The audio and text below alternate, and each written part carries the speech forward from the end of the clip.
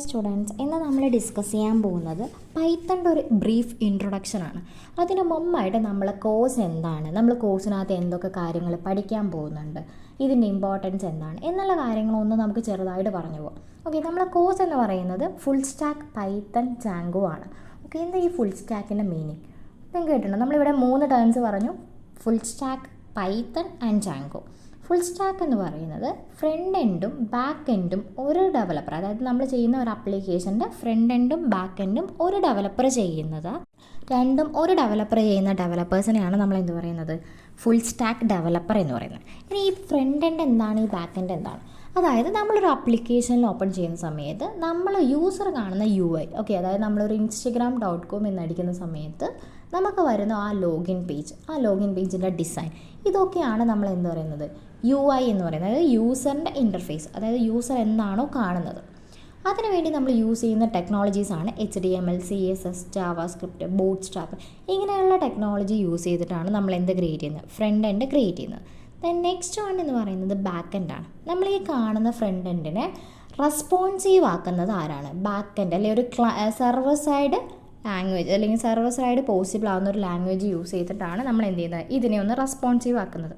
അങ്ങനെ നമ്മളിപ്പോൾ പഠിക്കാൻ പോകുന്ന പ്രൊജക്റ്റിൻ്റെ, അല്ലെങ്കിൽ നമ്മൾ പഠിക്കാൻ പോകുന്ന കോഴ്സിൻ്റെ ബാക്ക് എൻഡ് എന്ന് പറയുന്നത് എന്ത്, പൈത്തണും പൈത്തണിൻ്റെ ഫ്രെയിം വർക്കായിട്ടുള്ള ജാങ്കോയും.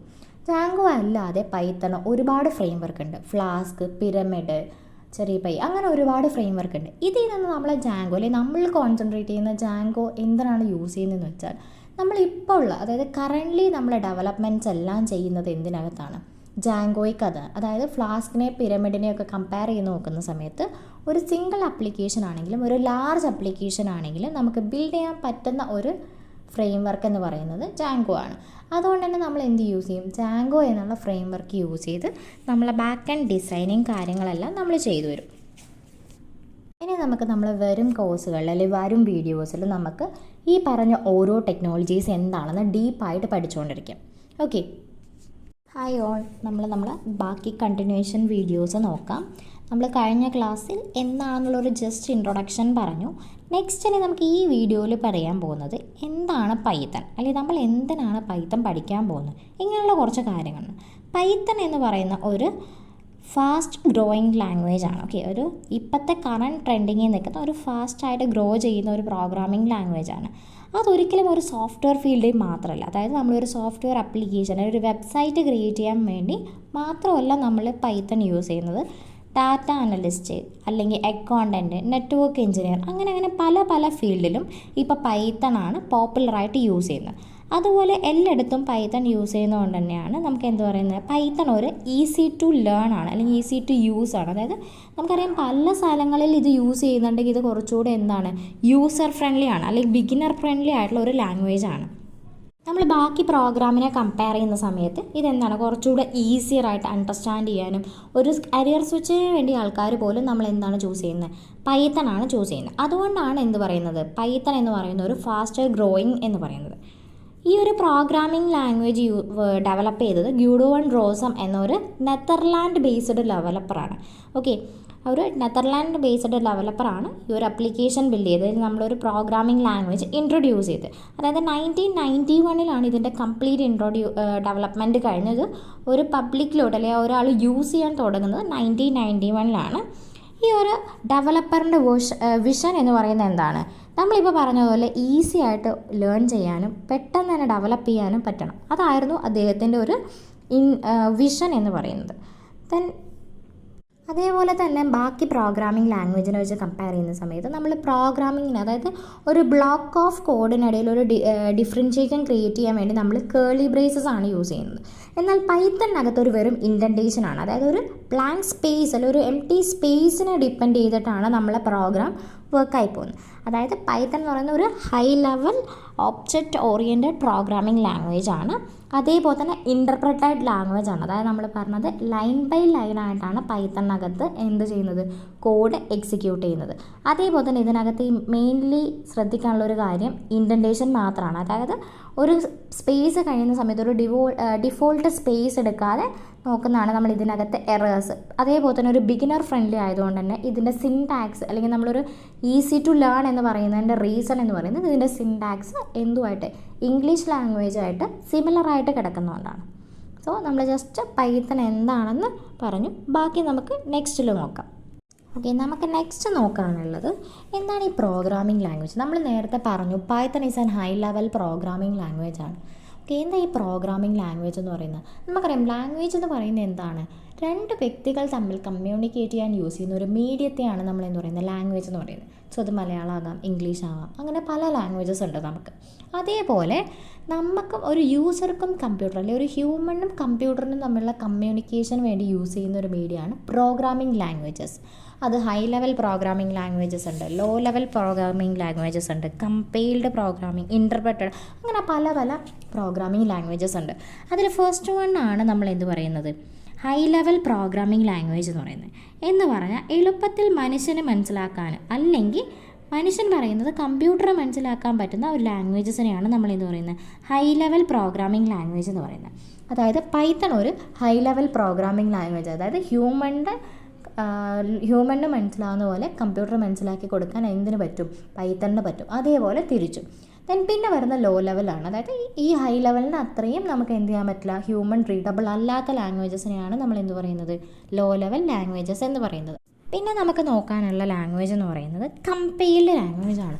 ഓക്കെ, കമ്പൈൽഡ് മീൻസ് എന്ന് പറയുന്നത് നമ്മളൊരു കോഡ് എഴുതി കഴിഞ്ഞാൽ അതിനെ കംപ്ലീറ്റ് കമ്പൈൽ ചെയ്തതിന് ശേഷം, അതായത് നമ്മൾ കോഡ് റൺ ചെയ്യുന്നതിന് മുമ്പായിട്ട് നമ്മൾ സി അല്ലെങ്കിൽ ജാവ ഇതൊക്കെ ഒരു കമ്പൈൽഡ് ലാംഗ്വേജ് ആണ്. അതായത് നമ്മൾ റൺ ചെയ്യുന്നതിന് മുമ്പായിട്ട് എന്ത് ചെയ്യും, കോഡ് കംപ്ലീറ്റ് ഒന്ന് കമ്പൈൽ ചെയ്ത് നോക്കും. കോഡ് കംപ്ലീറ്റ് കമ്പൈൽ ചെയ്യുന്ന സമയത്ത് നമ്മളെ കോഡിനകത്ത് എന്തൊക്കെ എറേഴ്സ് ഉണ്ടോ ആ എറേഴ്സ് എല്ലാം ഒറ്റയടിക്ക് ഡിസ്പ്ലേ ചെയ്യും. അതായത് നമ്മളൊരു 100 ലൈൻ ഓഫ് കോഡ് എഴുതിയിട്ടുണ്ടെങ്കിൽ അത് 10ാമത്തെ ലൈനിലൊരു എറർ ഉണ്ട്, 20ാമത്തെ ലൈനിലൊരു എറർ ഉണ്ട്, അങ്ങനെയുള്ള എല്ലാ എറേഴ്സിനെയും ഒറ്റയടിക്ക് ഡിസ്പ്ലേ ചെയ്യുന്ന ലാംഗ്വേജ് ആണ് എന്ത്, കമ്പൈൽഡ് ലാംഗ്വേജ് എന്ന് പറയുന്നത്.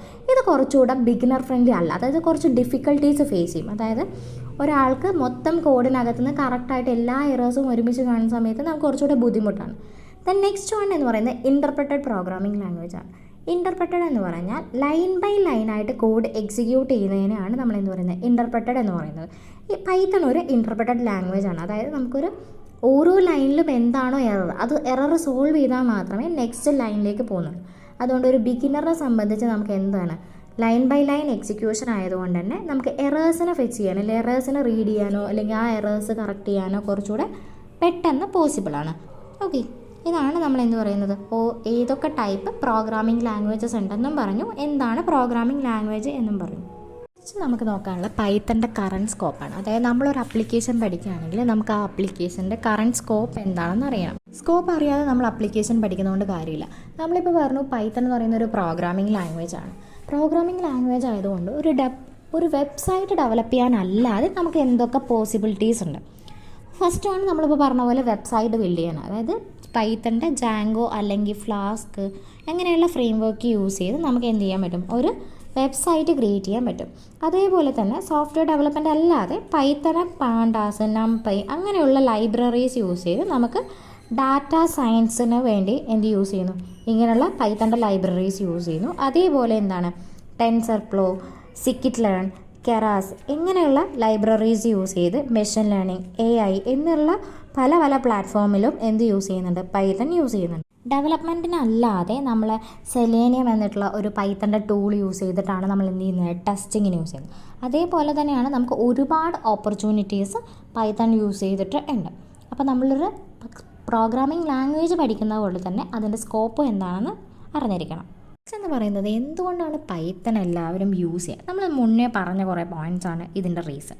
അതായത് പൈത്തൺ ഒരു easy to learn and understanding ആണ്. അതായത് ഒരു കരിയർ സ്വിച്ച് ചെയ്യുന്ന ആൾക്കാർക്ക് അല്ലെങ്കിൽ ഇതുവരെ പ്രോഗ്രാമിംഗ് ലാംഗ്വേജ് പഠിക്കാത്ത ഒരാൾക്ക് IT ഇൻഡസ്ട്രിയിലോട്ട് വരാൻ വേണ്ടി നമ്മൾ ഏറ്റവും കൺവീനിയൻ്റ് ആയിട്ടുള്ള ഒരു ലാംഗ്വേജാണ് പൈത്തൺ. അതേപോലെ തന്നെ ഇതൊരു IT ഫീൽഡ് മാത്രം അല്ലെങ്കിൽ ഒരു വെബ് ഡെവലപ്മെൻറ്റ് മാത്രമല്ല, പല സ്ഥലങ്ങളിൽ നമ്മൾ അക്കൗണ്ടിങ് ഫീൽഡ് ആയിക്കോട്ടെ, അതേപോലെ തന്നെ നെറ്റ്വർക്കിംഗ് ഫീൽഡ് ആയിക്കോട്ടെ, അതേപോലെ ഇപ്പോൾ AI ML ഇങ്ങനെയുള്ള ഒരുപാട് ടെക്നോളജീസ് ഇമ്പ്രൂവ് ചെയ്യിപ്പിക്കാൻ നമ്മൾ യൂസ് ചെയ്യുന്ന ഒരു ലാംഗ്വേജാണ് പൈത്തൺ എന്ന് പറയുന്നത്. അതുകൊണ്ടാണ് ഒരുപാട് ആൾക്കാർ, അതായത് ബിഗിനർ ആണെങ്കിലും ഓൾറെഡി എക്സ്പീരിയൻസ് ഉള്ള ആൾക്കാരാണെങ്കിലും പൈത്തൺ എന്നുള്ള ഒരു പ്രോഗ്രാമിംഗ് ലാംഗ്വേജ് അല്ലെങ്കിൽ പൈത്തൺ യൂസ് ചെയ്ത് പല വെബ്സൈറ്റും വെബ് ആപ്ലിക്കേഷൻസും ക്രിയേറ്റ് ചെയ്യാനുള്ള റീസൺ. ഓക്കെ, അതേപോലെ നമ്മളെ ഗെയിമിംഗ് സോഫ്റ്റ്വെയർ, അങ്ങനെ പല പല മേഖലകളിലായിട്ട് നമുക്ക് എന്ത് യൂസ് ചെയ്യുന്നുണ്ട്, പൈത്തൺ യൂസ് ചെയ്യുന്നുണ്ട്. ഇങ്ങനെ നമ്മൾ ഈ പറഞ്ഞ എല്ലാ റീസൺസും ആണ് അതിൻ്റെ കാരണം. നെക്സ്റ്റ് നമ്മൾ പറയുന്നത് ഒരു ഫയൽ പൈത്തൺ ഫയലാവുന്നത് നമുക്കറിയാം. ഓരോ ഫയലിനും അതിൻ്റെതായ എക്സ്റ്റൻഷനുണ്ട്. നമ്മളൊരു .txt കൊടുക്കുകയാണെങ്കിൽ അതൊരു ടെക്സ്റ്റ് ഫയലായിരിക്കും. നമ്മൾ PDF ആണെങ്കിൽ .pdf ആയിരിക്കും. അങ്ങനെ അതേപോലെ ഒരു ഫയൽ പൈത്തൺ ഫയലാവുന്നത് എപ്പോഴാണെന്ന് വെച്ചാൽ .py എന്നുള്ളൊരു എക്സ്റ്റൻഷൻ കൊടുക്കുമ്പോഴാണ് അതെന്താണ് ഒരു പൈത്തൺ ഫയലായിട്ട് സേവ് ചെയ്യുന്നത്. അത് നമുക്ക് നോട്ട് പാഡിൽ എഴുതി വേണമെങ്കിലും ചെയ്യാം.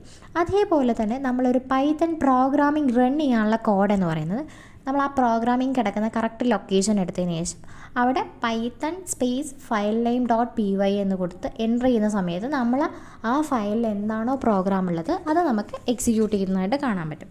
അതേപോലെ തന്നെ നമുക്ക് എന്ത് ചെയ്യാം, ഈ പറഞ്ഞ പോലെ ഇത് നമ്മളൊരു ടെർമിനലിൽ റൺ ചെയ്യാം, അല്ലെങ്കിൽ നമുക്ക് പൈച്ചാമിൽ റൺ ചെയ്യാം, അല്ലെങ്കിൽ ഇപ്പോൾ ഐഡിയലാണെങ്കിൽ നമുക്ക് അവിടെ റൺ എന്നുള്ളൊരു ഓപ്ഷൻ ഉണ്ട്. അതായത് എല്ലായിടത്തും നമ്മൾ കമാൻഡ് തന്നെ യൂസ് ചെയ്ത് റൺ ചെയ്യാൻ എന്നുള്ളത് മാൻഡേറ്ററി അല്ല. എന്നാലും കോമൺലി നമ്മളൊരാൾ ചോദിക്കുന്ന സമയത്ത് നമുക്ക് റൺ ചെയ്യാനുള്ള കോഡ് അറിഞ്ഞിരിക്കണം. ഇത്രയും കാര്യങ്ങളാണ് നമുക്ക് ജസ്റ്റ് ഒരു ഇൻട്രൊഡക്ഷൻ ആയിട്ട് പൈത്തണിൽ പറയാനുള്ളത്.